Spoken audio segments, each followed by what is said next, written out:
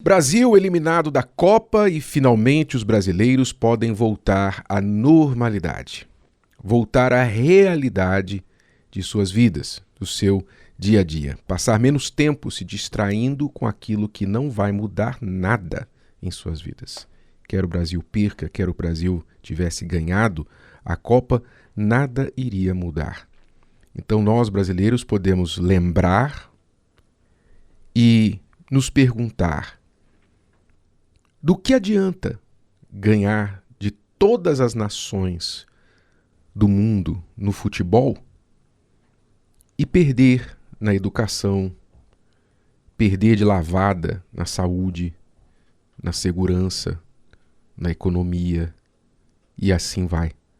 Em todas as áreas, praticamente, que importam na nossa vida, não a cada 4 anos, mas a cada minuto das 24 horas de todos os dias. De que adianta uma taça que vai para o museu, enquanto nós somos lembrados diariamente da nossa situação tão inferior, quando deveria ser superior à maioria das nações no mundo? Finalmente, os brasileiros podem se perguntar: por que a vasta maioria daqueles jogadores da seleção brasileira joga em clubes fora do Brasil? Que a primeira coisa que eles fazem quando começam a despontar no futebol aqui no Brasil é sair do país. Por quê? Bom, isso aí fica no ar para quem quiser pensar e responder. Mas essa situação também nos traz lições, a gente tem que aprender a tirar lições de tudo, não é? Foram anos de preparação, milhares de horas de treino, sacrifício, concentração, mas em um jogo, alguns momentos de descuido, uma decisão, algumas decisões erradas e o sonho acaba. Dali, do nada. E não adiantou nada o treinamento, não adiantou nada todos aqueles anos. Ninguém lembra do treinamento e do esforço, só se lembra da eliminação.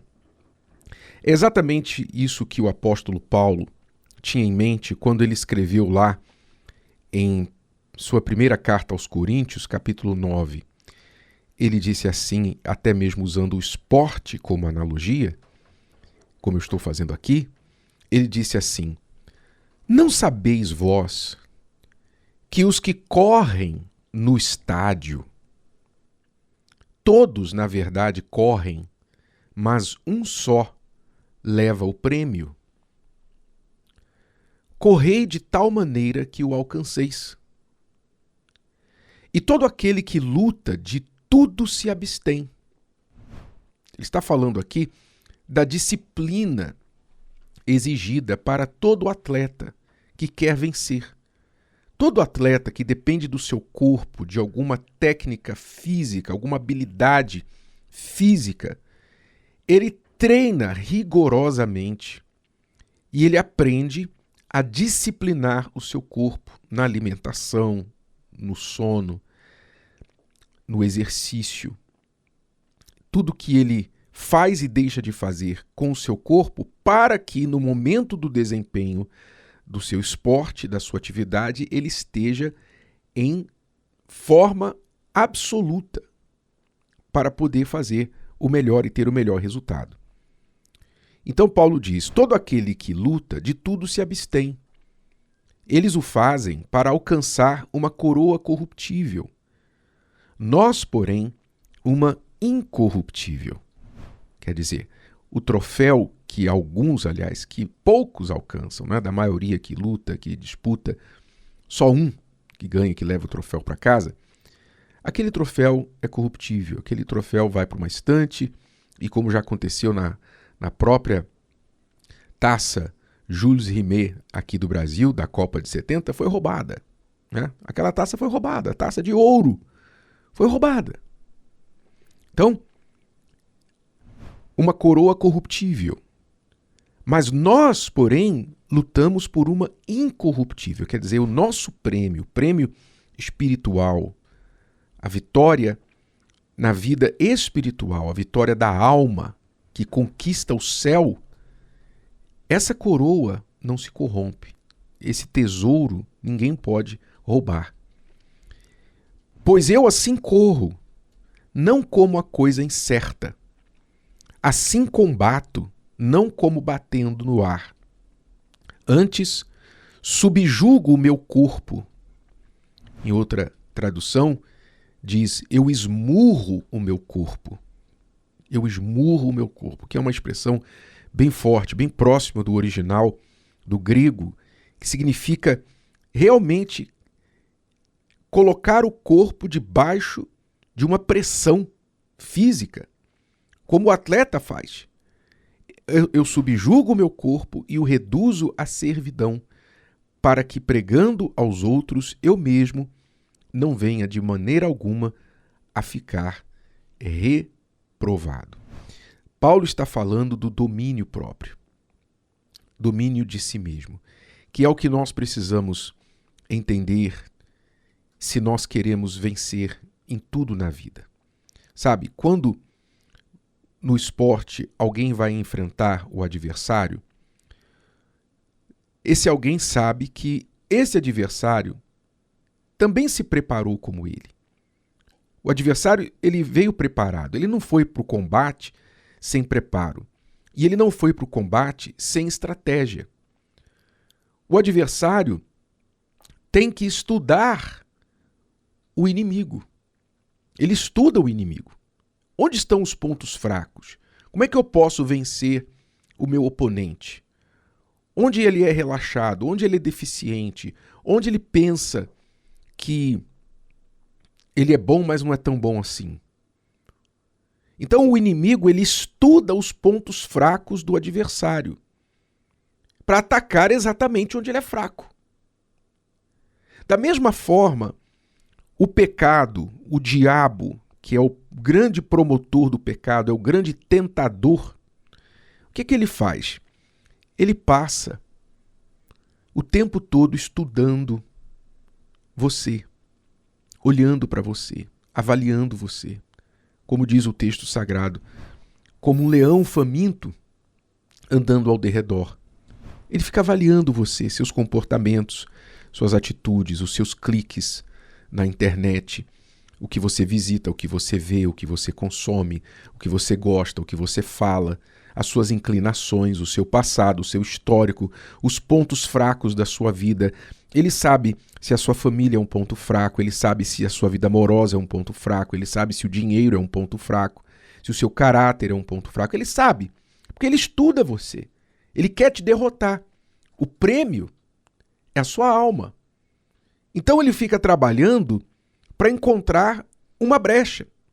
Assim como no jogo de futebol, o que o inimigo precisa, tudo que o inimigo precisa é um deslize do adversário. Só. É um passe errado, é uma decisão errada, é uma corrida a mais ou a menos. Tudo que ele precisa é um erro para que ele vá lá e marque o gol. Assim o diabo também só precisa de uma brecha, um deslize, uma concessão sua para que ele venha e entre na sua vida e causar um estrago enorme.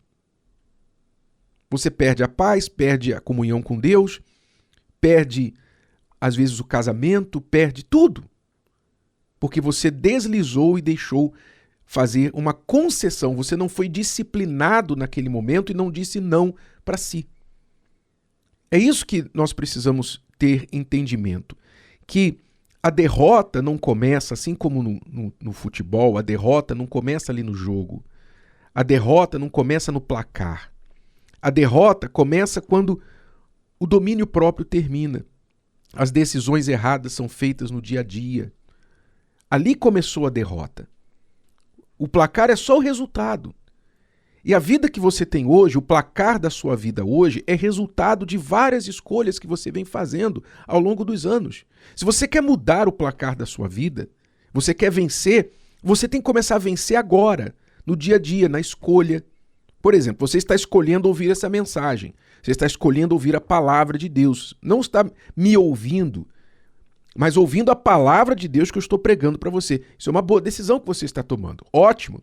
Mas o que você vai fazer depois dessa mensagem? Você vai esquecer? Você vai virar, vai clicar outra coisa, vai continuar com a tua vida e não vai fazer nada a respeito disso? Ou você vai parar e refletir, peraí, poxa meu Deus, eu estou perdendo na minha vida, eu estou levando goleada no meu casamento, eu estou levando goleada na minha vida financeira, no meu caráter, os meus relacionamentos. Como é que eu posso virar esse jogo? Onde está me faltando disciplina? Onde eu tenho feito mais concessões, sabe, para as minhas vontades, esquecido de me dominar, esmurrar o meu corpo? Onde eu preciso esmurrar o meu corpo porque eu tenho me entregado aos prazeres, aos desejos do meu corpo, só pensando no momento, esquecendo que amanhã eu vou sentir a dor? Eu penso e busco o prazer do momento, mas no dia seguinte eu tenho a dor depois do prazer. O que você vai fazer depois dessa mensagem? Aí é que você começa a ver mudanças ou não na sua vida, dependendo do que você vai fazer a cada minuto, cada escolha, cada decisão. Então, quem quer mudar de vida tem que abrir mão de certos prazeres, de certas escolhas para conquistar o melhor, conquistar aquilo que vale a pena, conforme a palavra de Deus diz. Eu esmurro o meu corpo, eu exercito o domínio próprio, eu controlo os meus desejos e eu entendo que a minha carne é minha inimiga. As tentações do pecado que vêm contra mim são inimigas e eu preciso vencer. Todo mundo está jogando o jogo da sua vida. Ou você vai ganhar ou você vai perder. Não tem empate. Preste atenção. Não tem empate, não tem prorrogação, não tem pênaltis no final. Ou você vai ganhar até o seu último suspiro ou você vai perder. E só vai ganhar, como Paulo disse, aquele que esmurra o seu corpo, aquele que foca, que se disciplina, que sacrifica, que pratica o domínio próprio, olhando para a coroa incorruptível, o prêmio incorruptível que aguarda aqueles que assim praticam a sua fé. É você que está no controle disso. Não é Neymar que está no controle disso. Não é o técnico da seleção. Quem está no controle disso é você. Então tome as rédeas desse jogo da sua vida para que você, no final, não amargue uma derrota que vai durar muito mais do que 4 anos. Se você chegou até aqui, é porque você quer ser uma pessoa melhor. Eu te desafio a escolher uma coisa que você aprendeu no vídeo de hoje, colocá-la em prática. Eu te vejo aqui na próxima vez.